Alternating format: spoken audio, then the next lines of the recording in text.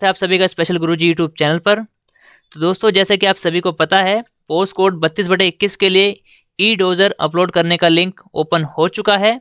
तो दोस्तों, आज की इस वीडियो में हम ई डोजर कैसे भरना है और क्या क्या चीज़ें अपलोड करनी है, उसका पूरा प्रोसेस स्टेप बाय स्टेप आपको बताने वाले हैं। तो शुरू से आखिर तक इस वीडियो को ज़रूर देखिए दोस्तों, ताकि आप ये समझ पाएँ कि आपको ई डोजर कैसे भरना है और कैसे उसको फाइनल सबमिट करना है। तो दोस्तों, ई डोजर भरने के लिए सबसे पहले आपको DSSB की OARS वेबसाइट पर आना होगा और यहाँ पर अपनी आईडी को लॉगिन करना होगा। दोस्तों, DSSB की आईडी लॉगिन करने के बाद आपके सामने आपकी आईडी का ये होम पेज ओपन होगा, जहाँ पर आपकी रजिस्ट्रेशन डिटेल शो होती हैं। तो दोस्तों, आपको अगर ई डोजर भरना है तो ई डोजर भरने के लिए आपको यहाँ पर ई डोजर के टैब पर क्लिक करना होगा। इस टैब पर क्लिक करने के बाद दोस्तों, आपको यहाँ पर अपनी पोस्ट सिलेक्ट करनी होगी, जैसे कि यहाँ पर दिखाई दे रहा है, स्पेशल एजुकेटर प्राइमरी 32/21, इसे सिलेक्ट करना होगा। इसके बाद आपको सबमिट पर क्लिक करना होगा। दोस्तों, सबमिट पर क्लिक करने के बाद आपके सामने आपके ई डोजर भरने का सबसे पहला पेज ओपन होगा, जहाँ पर आपकी पर्सनल इन्फॉर्मेशन यहाँ पर शो होंगी, जिसमें आपका नाम, father's name, mother's name, spouse name. यहाँ पर अगर आपने फॉर्म भरते समय स्पाउस नेम शो किया था तो यहाँ पर शो होगा, अगर उस टाइम आपने शो नहीं किया था तो यहाँ पर वो ब्लैंक शो होगा। तो कुछ कैंडिडेट ऐसे हैं जो फॉर्म भरते समय अनमैरिड थे और इस बीच उनकी अगर शादी हो गई है तो यहाँ पर वो अपना स्पाउस नेम यहाँ पर भर सकते हैं। इसके अलावा परमानेंट एड्रेस यहाँ पर और कॉरेस्पॉन्डेंस एड्रेस शो होगा, pin code, mobile number, email ID, date of birth, और फॉर्म भरने की लास्ट डेट 14 अप्रैल 2021 थी। उस डेट पर आपकी जो एज थी वो अपने आप यहाँ पर कैलकुलेट करके शो होगी। दोस्तों, प्राइवेसी रीजंस की वजह से मैंने यहाँ पर ये सारी डिटेल्स हाइड कर दी हैं। जब आप अपना ई डोजर ओपन करेंगे तो आपको ये सारी डिटेल शो होंगी। तो दोस्तों, ये जो ई डोजर मैं भर रहा हूँ ये एक जनरल कैटेगरी के कैंडिडेट का ई डोजर है। तो यहाँ पर किसी भी तरह का जो कास्ट सर्टिफिकेट है या कैटेगरी वाला सर्टिफिकेट है उसके लिए कोई ऑप्शन शो नहीं हो रहा है। लेकिन जो भी कैटेगरी वाले कैंडिडेट्स हैं, SC ST OBC या इसके अलावा कोई और कैटेगरी से बिलोंग करते हैं, तो उनके लिए यहाँ पर कुछ अलग तरह से चीज़ें शो हो सकती है। मैं आपको उसका एक सैंपल दिखा देता हूँ। दोस्तों, आप यहाँ पर देख सकते हैं, ये एक OBC कैटेगरी के कैंडिडेट का ई डोजर का पेज है। यहाँ पर आप देख सकते हैं पोस्ट कोड 32/21 है। तो दोस्तों, जो कैंडिडेट OBC कैटेगरी से बिलोंग करते हैं तो उनके ई डोजर में ये पेज भी शो होगा, जिसमें उनसे उनके OBC सर्टिफिकेट के बारे में सारी डिटेल्स मांगी जाएंगी, जैसे कि आप इस फोटो में देख सकते हैं। OBC सर्टिफिकेट नंबर और date of issuance of OBC certificate, ये चीज़ें पहले से यहाँ पर प्रीफिल्ड नज़र आने वाली हैं क्योंकि आपने फॉर्म में यहाँ पर शो की थी। इसके अलावा यहाँ पर आपको अपना OBC सर्टिफिकेट अपलोड करना होगा और अदर डिटेल जो भी यहाँ पर मांगी गई हैं वो सारी डिटेल्स यहाँ पर भरनी होगी और सेव एंड नेक्स्ट पर यहाँ पर क्लिक करना होगा। तो दोस्तों, ये जो चीज़ें हैं ये OBC कैटेगरी के कैंडिडेट्स को अपने ई डोजर ओपन करने पर नज़र आएंगी। इसके अलावा बाकी जो कैटेगरी हैं, SC ST या फिर फिजिकली हैंडीकैप कैटेगरी के कैंडिडेट्स, उनके ई डोजर में उनकी कैटेगरी के हिसाब से ही ये सारी चीज़ें अपलोड करने के लिए ऑप्शन दिखाई देंगे। तो वापस आ जाते हैं अपने ई डोजर पर। तो दोस्तों, जैसा कि ये हमारे सामने पहला पेज ओपन है, इसमें हमें कोई भी चीज़ को एडिट नहीं करना है, सारी चीज़ें बिल्कुल ठीक से लिखी हुई हैं। आपको यहाँ पर सिर्फ और सिर्फ स्पाउस नेम और एड्रेस चेंज करने का ऑप्शन मिलेगा, बाकी चीज़ों को आप चेंज नहीं कर सकते। तो अगर आपकी सारी चीज़ें यहाँ पर डिटेल्स ठीक हैं तो हमें यहाँ पर जो नेक्स्ट स्टेप करना है वो है सेव एंड नेक्स्ट, इस पर क्लिक करना होगा। दोस्तों, इसके बाद आपके सामने ई डोजर का पहला मेन पेज ओपन होगा, जहाँ पर आपको अपने सारे डॉक्यूमेंट्स अपलोड करने हैं। तो मैंने यहाँ पर पहले से ही सारी चीज़ों की फाइल सॉफ्ट कॉपी बना के रख रखी है, हमें सिर्फ उनको यहाँ पर अपलोड करना होगा। जैसे कि आप सभी जानते हैं, यहाँ पर सबसे पहले फ़ोटो अपलोड करनी है। फ़ोटो का साइज़ मैंने आपको पिछली वीडियो में भी बता दिया था, जब मैंने बताया था कि आपको कौन कौन से डॉक्यूमेंट तैयार करने हैं। तो यहाँ पर फ़ोटो अपलोड करने के लिए दोस्तों चूज़ फाइल पर क्लिक करना होगा।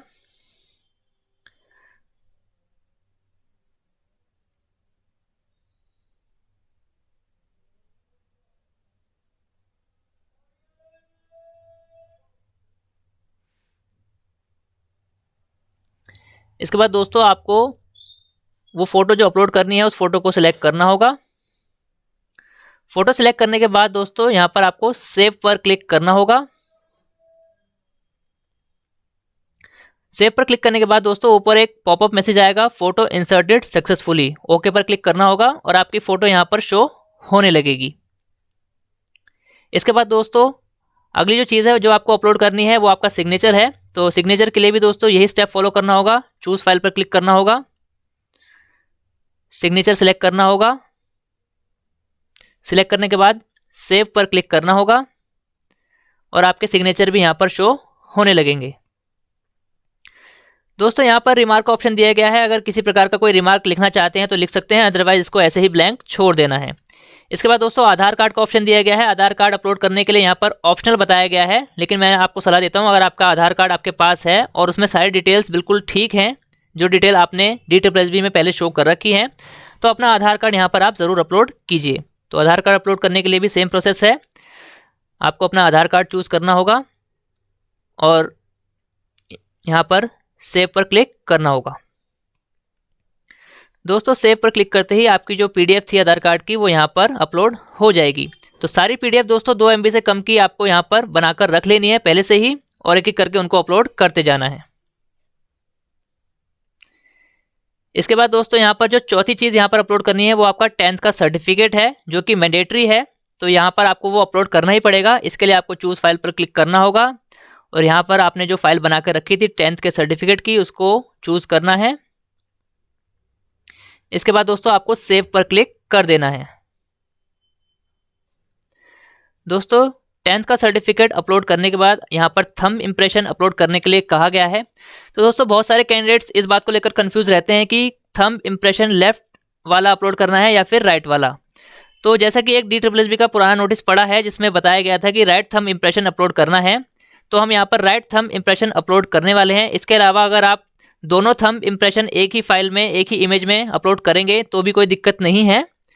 तो आप जैसा चाहें वैसा कर सकते हैं, इसमें कोई भी ज़्यादा दिक्कत की बात नहीं है। तो हम यहाँ पर अपनी तरफ से राइट थंब इम्प्रेशन अपलोड करने वाले हैं। तो इसके लिए भी आपको चूज़ फाइल पर क्लिक करना होगा, राइट थंब की फाइल को सिलेक्ट करेंगे और सेव पर क्लिक करेंगे। दोस्तों अगर आप सिंगल थंब इम्प्रेशन अपलोड कर रहे हैं तो यहाँ पर आप रिमार्क में लिख सकते हैं कि आपने कौन सा थंब इम्प्रेशन अपलोड किया है, और अगर आप दोनों थंब इम्प्रेशन लगा रहे हैं तो रिमार्क में लिख सकते हैं कि बोथ थंब इम्प्रेशन यहाँ पर। तो इसको अपडेट करने के लिए यहाँ पर आपको चेंज पर क्लिक करना होगा। चेंज पर क्लिक करने के बाद दोस्तों यहाँ पर आप रिमार्क लिख सकते हैं। तो जैसा कि हमने यहाँ पर राइट थंब इम्प्रेशन अपलोड किया है तो हम यहाँ पर लिख देते हैं राइट थंब। इसके बाद अपडेट पर क्लिक करना होगा। अपडेट पर क्लिक करने के बाद दोस्तों यहाँ पर आपने जो रिमार्क यहाँ पर डाला था राइट थंब वो यहाँ पर शो हो जाएगा। इसके अलावा आप जो भी अपना थंब इम्प्रेशन यहाँ पर डालेंगे उसका रिमार्क आप यहाँ पर लिख सकते हैं। इसके बाद दोस्तों अगला जो ऑप्शन है वो OBC क्रीमी लेयर सर्टिफिकेट। तो ये OBC कैटेगरी के कैंडिडेट्स के लिए है। तो यहाँ पर हम क्योंकि जनरल कैटेगरी के कैंडिडेट का ई-डोजर फिल कर रहे हैं तो यहाँ पर इसको हमें यहाँ पर खाली छोड़ देना है। इसके बाद 7वां जो पॉइंट है documentary proof of recognition of degree course as well as university institution itself. तो दोस्तों जो भी कैंडिडेट जिन्होंने जो स्पेशल एजुकेशन का डिप्लोमा है वो किसी भी प्राइवेट इंस्टीट्यूट से किया है तो यहाँ पर उस इंस्टीट्यूट का रिकॉग्निशन लेटर, मान्यता प्राप्त का लेटर यहाँ पर अपलोड करना होगा, सिर्फ और सिर्फ प्राइवेट इंस्टीट्यूट वाले कैंडिडेट्स के लिए। लेकिन अगर आपने किसी गवर्नमेंट इंस्टीट्यूट से अपना कोर्स कंप्लीट किया है तो यहाँ पर उसके रिकॉग्निशन का जो प्रूफ है यहाँ पर अपलोड करने की कोई ज़रूरत नहीं है। तो इस कैंडिडेट ने जो है कि नीपिड रीजनल सेंटर नोएडा से अपना कोर्स कंप्लीट किया है, जो कि एक सेंट्रल गवर्नमेंट का इंस्टीट्यूट है। तो उसके यहाँ पर रिकॉग्निशन की जो फाइल है यहाँ पर अपलोड करने की ज़रूरत नहीं है। लेकिन अगर आप चाहते हैं अपलोड करना तो भी अगर आप अपलोड कर देंगे तो उसमें भी कोई दिक्कत नहीं है। तो यहाँ पर हम 6 और 7 कॉलम को खाली छोड़ रहे हैं। इसके बाद दोस्तों 8वां जो पॉइंट है वो है कॉपी ऑफ एडमिट कार्ड, जो कि मैंडेटरी है। तो यहाँ पर वही एडमिट कार्ड अपलोड करना है जो आप एग्ज़ाम टाइम पर लेके गए थे, जिस पर इन्विजिलेटर ने साइन किए थे। इसके अलावा बहुत सारे कैंडिडेट्स ऐसे हैं जिनको ये दिक्कत आ रही है कि उनका एडमिट कार्ड खो गया है या फिर इन्विजिलेटर के साइन नहीं है। तो उनके लिए मैं पिछली वीडियो में भी बता चुका हूँ और इस वीडियो में भी बता रहा हूँ, जिन कैंडिडेट्स का एडमिट कार्ड खो गया है वो उसकी एक FIR करेंगे और उस FIR की कॉपी 8th कॉलम में अपलोड करेंगे। तो यहाँ पर हमारे पास एडमिट कार्ड है, तो एडमिट कार्ड अपलोड कर देते हैं।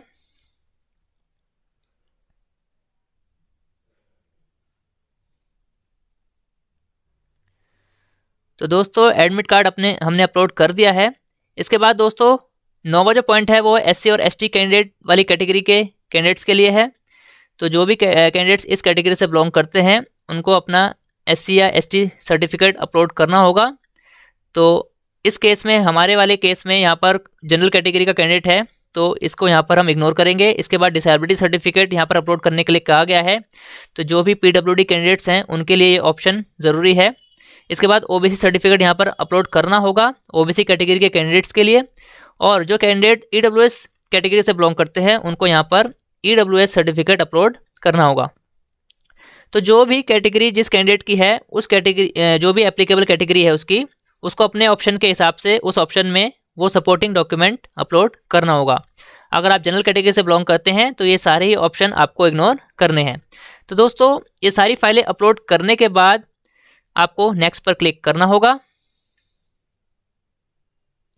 दोस्तों नेक्स्ट पर क्लिक करने के बाद आपके ई-डोजर का सबसे मेन पेज यानी 3rd पेज ओपन होगा। जैसा कि मैं आपको बता चुका हूँ, पहले पेज में आपकी पर्सनल डिटेल्स शो होंगी, सेकंड पेज में आपकी बेसिक जो फाइल्स हैं वो अपलोड होनी है जैसे फोटोग्राफ और सिग्नेचर, और ये 3rd पेज है जो सबसे मेन पेज है जहाँ पर आपको अपने क्वालिफिकेशन के सारे डॉक्यूमेंट यहाँ पर अपलोड करने होंगे। तो शुरू करते हैं दोस्तों डॉक्यूमेंट अपलोड करना। सबसे पहले यहाँ पर 2 चीज़ें पहले से ही प्रीफिल्ड नज़र आ रही हैं जो कि आपने फॉर्म भरते समय DSSB में इन्फॉर्मेशन दी थी, जो था 12th और डिप्लोमा। दोस्तों पहले यहाँ पर अदर में सीटेट की डिटेल्स भी शो होती थी, इस बार इन्होंने सीटेट की डिटेल्स यहाँ पर नहीं डाली हैं। तो 2 चीज़ों की डिटेल यहाँ पर प्रीफिल्ड नज़र आ रही हैं जो कि है 12th और उसके बाद आपका स्पेशल एजुकेशन का डिप्लोमा। तो ये जो चीज़ें यहाँ पर प्रीफिल्ड नज़र आ रही हैं ये वो डिटेल हैं जो आपने DSSB का फॉर्म भरते समय फॉर्म में फिल की थी। तो इनको आप एडिट नहीं कर सकते, लेकिन अगर आपसे कोई गलती हो गई थी फॉर्म भरते समय और आप चाहते हैं कि आप जो सही डिटेल देना चाहते हैं, तो आप जो भी डॉक्यूमेंट यहाँ पर इस टाइम अपलोड करने वाले हैं ई-डोजर में, वही फाइनल डॉक्यूमेंट, वही फाइनल प्रूफ माना जाएगा। तो इस बात से घबराने की ज़रूरत नहीं है कि आपने फॉर्म भरते समय क्या इन्फॉर्मेशन दी थी। अगर उसमें थोड़ा बहुत चेंजेस है तो ई-डोजर भरते समय वो सारी चीज़ें आप यहाँ पर कर सकते हैं। तो यहाँ पर दोस्तों सबसे पहले 12th की डिटेल है। तो यहाँ पर सबसे पहले क्वालिफिकेशन का नेम यहाँ पर सिलेक्ट करना होगा। यहाँ पर 3 ऑप्शन दिखा रहा है, 4 ऑप्शन है, CTET, special education diploma, senior secondary और not available in the RR। तो यहाँ पर 12th की डिटेल है तो यहाँ पर हम सीनियर सेकेंडरी सिलेक्ट करेंगे। इसके बाद दोस्तों सीनियर सेकेंडरी सिलेक्ट करने के बाद date of declaration of final result. तो दोस्तों यहाँ पर आपके 12th क्लास का जो date of declaration of result है, जो आपके 12th के सर्टिफिकेट या फिर मार्कशीट में लिखी होगी, वो यहाँ पर आपको लिखनी है। तो वो यहाँ पर हम लिख देते हैं।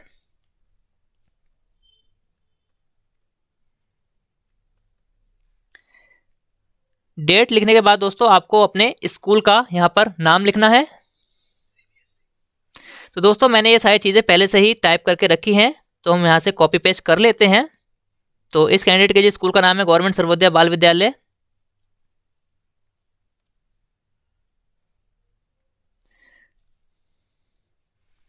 वो यहाँ पर हमने इंसर्ट कर दिया है। इसके बाद दोस्तों जैसा कि मैंने आपको बताया था, आपको सिलेक्ट करना है कि आपका जो इंस्टीट्यूट है या फिर स्कूल है वो गवर्नमेंट स्कूल है या फिर प्राइवेट स्कूल है। तो दोस्तों जो भी कैंडिडेट्स हैं जिन्होंने गवर्नमेंट स्कूल से 12th क्लास पास की है वो गवर्नमेंट सेलेक्ट करेंगे, और जिन्होंने प्राइवेट स्कूल से पास की है वो प्राइवेट सेलेक्ट करेंगे। अगर आप गवर्नमेंट सेलेक्ट करते हैं तो आपको किसी भी तरह का डॉक्यूमेंट्री प्रूफ नहीं देना है। इसके अलावा जिन्होंने एडेड स्कूल से 12th क्लास पास की है वो सभी कैंडिडेट भी गवर्नमेंट वाले ऑप्शन को ही सिलेक्ट करेंगे। इसके अलावा अगर हम प्राइवेट ऑप्शन सिलेक्ट करते हैं तो मैं आपको दिखा देता हूँ यहाँ पर क्या ऑप्शन नज़र आने वाला है। दोस्तों अगर आपका स्कूल प्राइवेट है और यहाँ पर आप प्राइवेट ऑप्शन को सिलेक्ट करते हैं तो यहाँ पर documentary proof of private institute, तो यहाँ पर दोस्तों आपके स्कूल का जो रिकॉग्निशन का लेटर है, मान्यता का जो लेटर है, जो स्कूल को जिस भी बोर्ड ने मान्यता दी है, उसका आपको डॉक्यूमेंट्री प्रूफ यहाँ पर अपलोड करना होगा अगर आपका स्कूल या फिर इंस्टीट्यूट प्राइवेट है तो। लेकिन अगर आप गवर्नमेंट सेलेक्ट करते हैं तो आपको ये वाला ऑप्शन नज़र नहीं आएगा। तो इस वाले केस में ये गवर्नमेंट स्कूल है तो यहाँ पर हम गवर्नमेंट को सिलेक्ट करेंगे। और जो एडेड स्कूल के कैंडिडेट्स हैं वो भी गवर्नमेंट ऑप्शन को सिलेक्ट करेंगे। तो यहाँ पर हमने सारी चीज़ें फिल कर दी हैं। इसके बाद आपको यहाँ पर सेव पर क्लिक करना होगा। सेव पर क्लिक करने के बाद आपको ऊपर पॉपअप मैसेज शो होगा जिसमें लिखा होगा रिकॉर्ड सेव्ड। ओके पर क्लिक कर देना है। इसके बाद दोस्तों अगला जो ऑप्शन है वो है डिप्लोमा का। ये भी वही डिटेल्स हैं जो आपने फॉर्म भरते समय DSSB को दी थी। तो यहाँ पर भी आपको चीज़ें सिलेक्ट करनी होगी। यहाँ पर हम सिलेक्ट करेंगे special education diploma recognised by RCI। तो दोस्तों क्वालिफिकेशन का नेम सिलेक्ट करने के बाद यहाँ पर आपको date of declaration of final result, तो यहाँ पर आपके जो 2 साल का डिप्लोमा है उसके फाइनल ईयर का जो रिजल्ट है किस दिन डिक्लेयर हुआ था, किस डेट को डिक्लेयर हुआ था, वो यहाँ पर आपको फिल करनी है वो डेट। तो यहाँ पर वो डेट हम फिल कर देते हैं जो कि आपके डिप्लोमा में या फिर फाइनल ईयर की जो मार्कशीट है वहाँ पर लिखा होगा।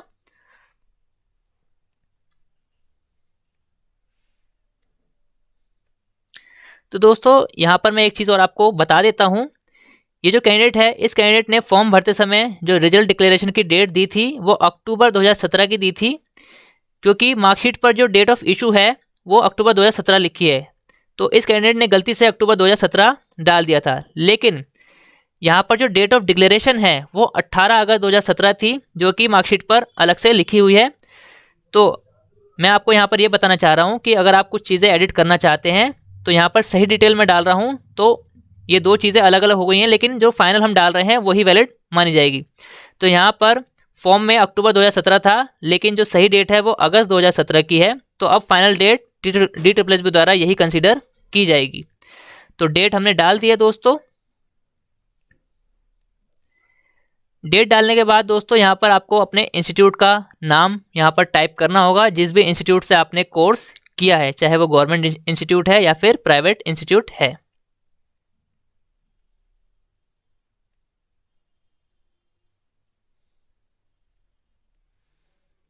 तो यहाँ पर हम इंस्टीट्यूट का नाम कॉपी कर लेते हैं।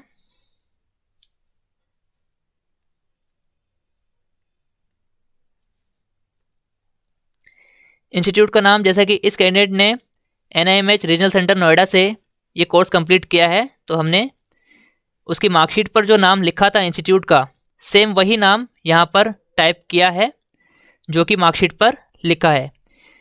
क्योंकि NIMH का नाम अब बदलकर नीपिड नोएडा हो गया है, तो हमने ब्रैकेट में नीपिड नोएडा भी यहाँ पर लिख दिया है।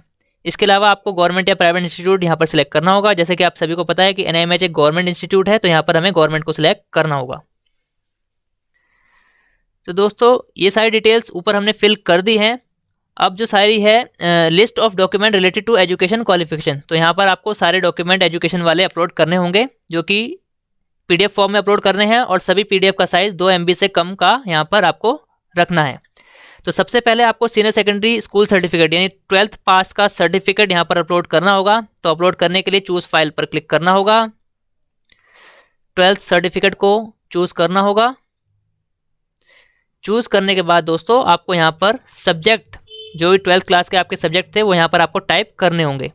तो हमने दोस्तों पहले से ही टाइप करके रखे हैं, उसको कॉपी पेस्ट कर लेते हैं।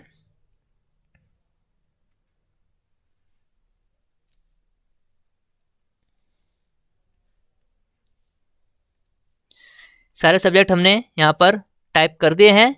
मैक्सिमम मार्क्स 12th क्लास में आपके मैक्सिमम मार्क्स कितने थे वो यहाँ पर आपको अपनी मार्कशीट में टोटल करके देख लेने हैं। जैसे कि यहाँ पर 600 टोटल नंबर थे। मार्क्स ऑब्टेन्ड यहाँ पर आपको भरने होंगे। आपके जो मार्क्स जितने मार्क्स आए थे वो यहाँ पर आपको टाइप करना होगा। तो रिमार्क में लिख देना है दोस्तों पास्ड। इसके अलावा कोई और रिमार्क अगर आप लिखना चाहते हैं जो आपके लिए एप्लीकेबल है तो यहाँ पर आप लिख सकते हैं। ये सारी डिटेल फिल करने के बाद आपको सेव पर क्लिक करना होगा। तो दोस्तों यहाँ पर हमने सबसे पहला डॉक्यूमेंट 12th का सर्टिफिकेट और उसकी डिटेल यहाँ पर अपडेट कर दी है। दोस्तों अगर आपसे कोई गलती हो जाती है मार्क्स भरने में या सब्जेक्ट भरने में या फिर PDF अपलोड करने में तो घबराने की बात नहीं है। यहाँ पर अभी चेंज का ऑप्शन है, चेंज पर क्लिक करेंगे तो ये सारी चीज़ें आप एडिट कर सकते हैं, अपडेट कर सकते हैं। इसके बाद अगला जो ऑप्शन है वो है मार्कशीट ऑफ सीनियर सेकेंडरी यानी 12th की। यहाँ पर हमने पहले सर्टिफिकेट अपलोड किया, अब यहाँ पर मार्कशीट अपलोड करनी है, तो वही सेम प्रोसेस फॉलो करना है। 12th मार्कशीट सिलेक्ट करेंगे। सब्जेक्ट यहाँ पर भी सेम रहने वाले हैं, और मार्क्स भी यहाँ पर सेम रहेंगे।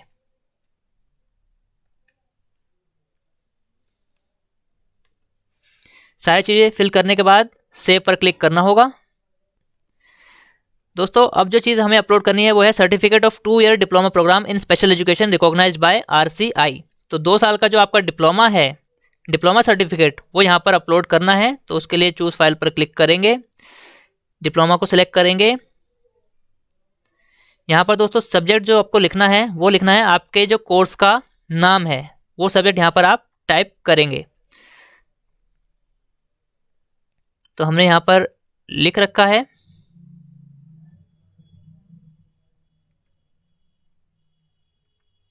All subjects in diploma in special education.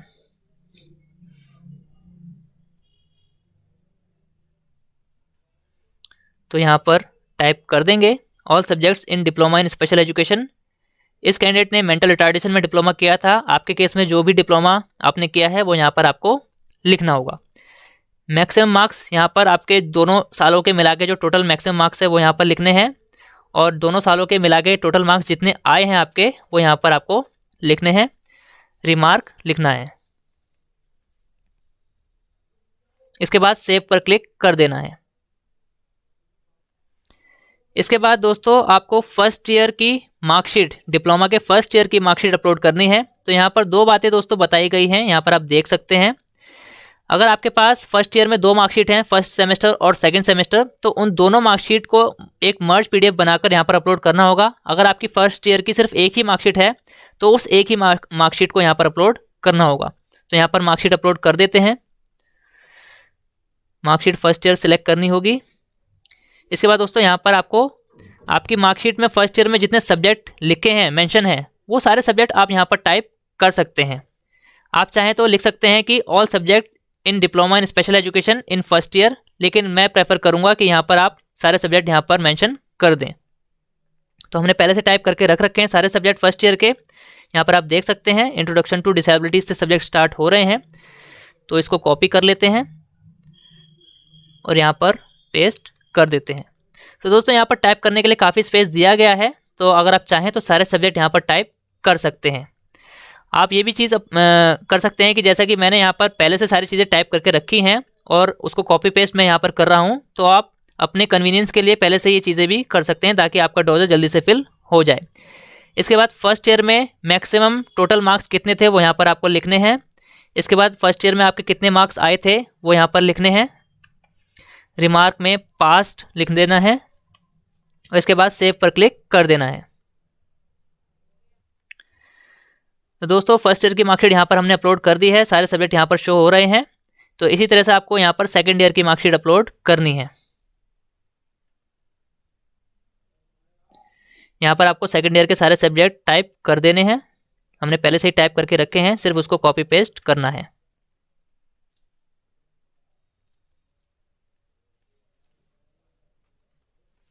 इसके बाद सेकंड ईयर के मैक्सिमम टोटल मार्क्स जितने थे वो लिखने हैं और टोटल ऑप्टेड मार्क्स यहाँ पर लिखने हैं। रिमार्क में पास लिखना है और सेव पर क्लिक कर देना है। दोस्तों अगली जो चीज़ हमें यहाँ पर अपलोड करनी है वो है आपका RCI रजिस्ट्रेशन सर्टिफिकेट, जो कि कोर्स होने के बाद आपको RCI में रजिस्ट्रेशन कराना होता है। तो बहुत सारे कैंडिडेट दोस्तों ऐसे हैं जो इस बात को लेकर कन्फ्यूजन में है कि कट ऑफ डेट यानी फॉर्म भरने की लास्ट डेट के बाद उन्होंने RCI रजिस्ट्रेशन कराया था या फिर फॉर्म भरने की लास्ट डेट के बाद उनका RCI रजिस्ट्रेशन बना है।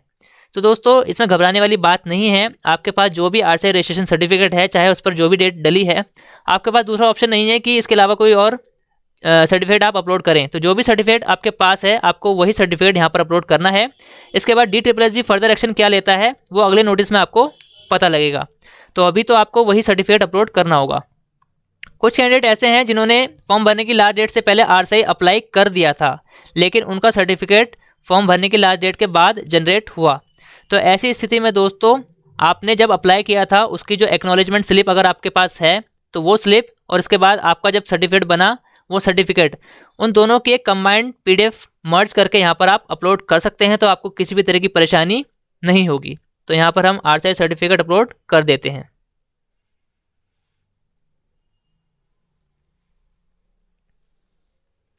फाइल चूज करने के बाद यहाँ पर आपको सब्जेक्ट लिखना होगा। तो सब्जेक्ट में दोस्तों हम लिखेंगे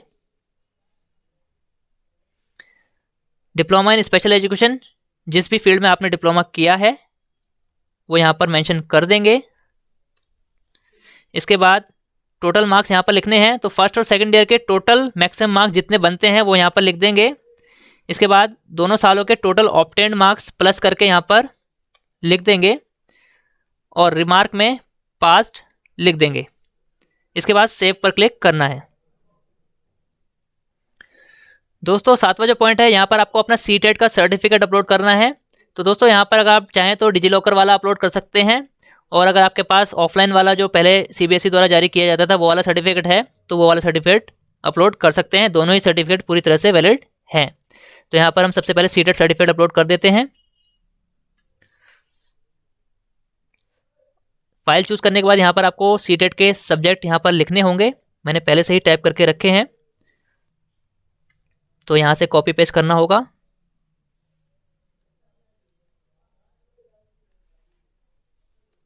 इसके बाद मैक्सिमम मार्क्स आपको पता है 150 नंबर का पेपर होता है। जितने मार्क्स आपके आए हैं वो यहाँ पर आपको लिख देना है, और यहाँ पर पास्ट या क्वालिफाइड जो भी आप चाहें लिख सकते हैं। तो पास लिख देते हैं। इसके बाद आपको सेव पर क्लिक करना होगा। तो दोस्तों यहाँ पर हमने सीटेट का सर्टिफिकेट अपलोड कर दिया है। इसके बाद दोस्तों हमें सीटेट की मार्कशीट अपलोड करनी है। तो जैसे कि आप सभी को पता है सीटेट में 2 चीज़ें हमको मिलती हैं, एक सर्टिफिकेट और एक मार्कशीट। तो दोनों ही चीज़ें आपको अपलोड करनी है और वही सेम डिटेल यहाँ पर आपको फिल करनी है जो हमने सर्टिफिकेट में की है। दोस्तों सीटेट की मार्कशीट और सर्टिफिकेट अपलोड करने के बाद अब यहाँ पर आपको अपना 10th का सर्टिफिकेट अपलोड करना होगा। तो दोस्तों यहाँ पर बहुत सारे कैंडिडेट ऐसे हैं जिनके पास मार्कशीट कम सर्टिफिकेट है, यानी उनके पास एक ही डॉक्यूमेंट है, अलग से मार्कशीट या अलग से सर्टिफिकेट नहीं है। तो ऐसी स्थिति में दोस्तों यहाँ पर सर्टिफिकेट के कॉलम में आपको सर्टिफिकेट अपलोड करना है और मार्कशीट के कॉलम में भी वही सेम सर्टिफिकेट अपलोड कर देना है, क्योंकि उस पर लिखा है मार्कशीट कम सर्टिफिकेट। तो ये चीज़ें हम अपलोड कर लेते हैं। तो दोस्तों यहाँ पर आपको मार्क्स लिखने हैं, टोटल मार्क्स। तो जो कैंडिडेट जिनको 10th में CGPA मिली थी तो यहाँ पर आप CGPA लिखिए डायरेक्ट। अगर आपके मार्क्स मिले हैं तो यहाँ पर आप मार्क्स मेंशन कर सकते हैं। तो इस कैंडिडेट को यहाँ पर CGPA के फॉर्म में मार्क्स मिले थे तो हम यहाँ पर CGPA ही यहाँ पर टाइप कर रहे हैं। टोटल CGPA 10 थी और ऑब्टेन्ड CGPA यहाँ पर 6.2 थी। और यहाँ रिमार्क में आप लिख सकते हैं CGPA ऑब्टेन्ड।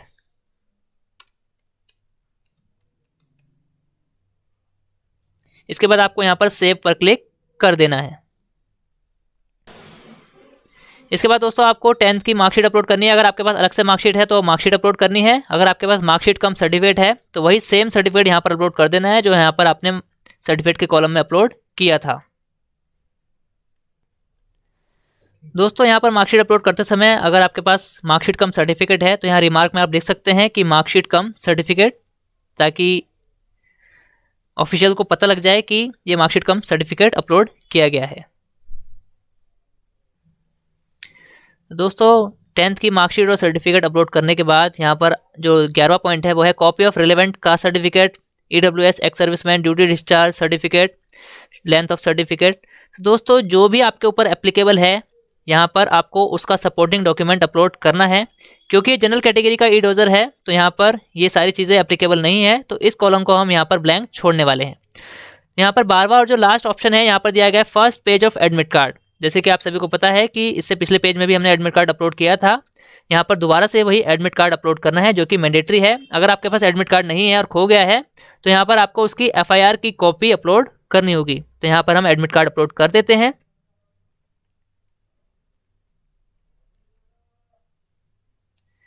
तो दोस्तों यहाँ पर हमने एडमिट कार्ड अपलोड कर दिया है। सब्जेक्ट में यहाँ पर कुछ नहीं लिखना है, मैक्सिमम मार्क्स और ऑब्टेन्ड मार्क्स में कुछ नहीं लिखना है। रिमार्क में आप लिख सकते हैं एडमिट कार्ड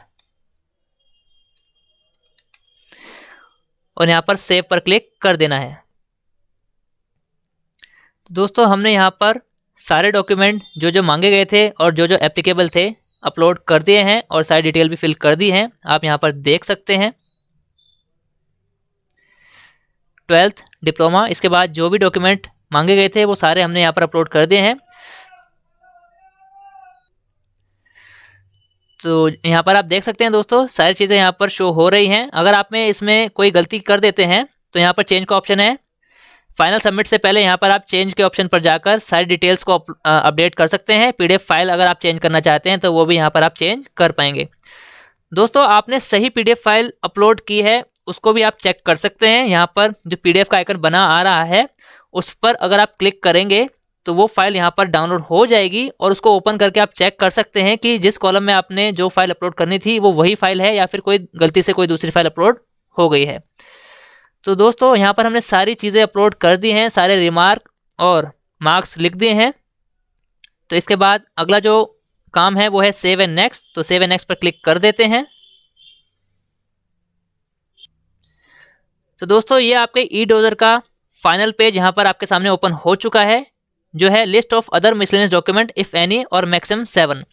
तो दोस्तों, अगर आपके पास डॉक्यूमेंट में किसी भी तरह की कोई कमी है या फिर आपको किसी भी तरह का क्लैरिफिकेशन DSSB को देना है तो उसका सपोर्टिंग डॉक्यूमेंट यहाँ पर आप एक सिंगल PDF बनाकर मैक्सिमम साइज जिसका 2 MB से कम रखना है वो यहाँ पर आप अपलोड कर सकते हैं।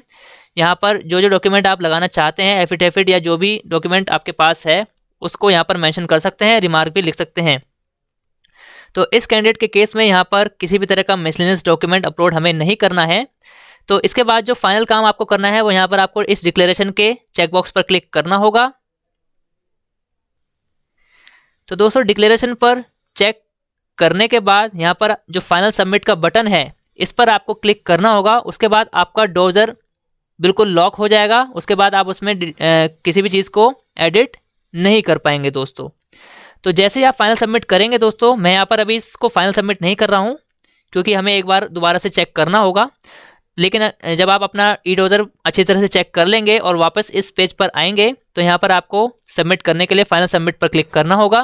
फाइनल सबमिट करने के बाद दोस्तों, यहाँ पर ऊपर ही आपको एक ई डोजर का नंबर जनरेट हो जाएगा जिस पर लिखा होगा your E dozer number is this. तो वो जो ई डोजर का नंबर जनरेट होगा उसको आपको कहीं पर अच्छे से सेव करके रख लेना है क्योंकि वो एक प्रूफ है कि आपने ई डोजर अपलोड कर दिया है और वो नंबर आपको फर्दर रेफरेंस में काम आ सकता है। तो दोस्तों, ये थी पूरी video post code 32/21 special educator primary में ई डोजर अपलोड कैसे करना है। उम्मीद है दोस्तों आपको अच्छे से पूरा प्रोसेस समझ आ गया होगा। रिमार्क कैसे भरने हैं, मार्क्स कैसे डालने हैं और सब्जेक्ट कैसे लिखने हैं, ये सारी चीज़ें हमने इस वीडियो में कवर कर ली हैं। दोस्तों, अगर आपको ये वीडियो अच्छी लगी है तो इस वीडियो को ज़्यादा से ज़्यादा शेयर कीजिए ताकि सभी कैंडिडेट जिनको जो पहली बार ई डोजर भरने वाले हैं वो इस वीडियो के माध्यम से अच्छे से समझ पाएँ कि ई डोजर कैसे भरना है और अपना ई डोजर आराम से भर सकें। दोस्तों, ऑल इंडिया में स्पेशल एजुकेशन और टीचिंग वैकेंसी से जुड़ी सभी प्रकार की ऑथेंटिक जानकारी पाने के लिए हमारे चैनल को सब्सक्राइब कीजिए। धन्यवाद दोस्तों, मिलते हैं आपसे अगली वीडियो में।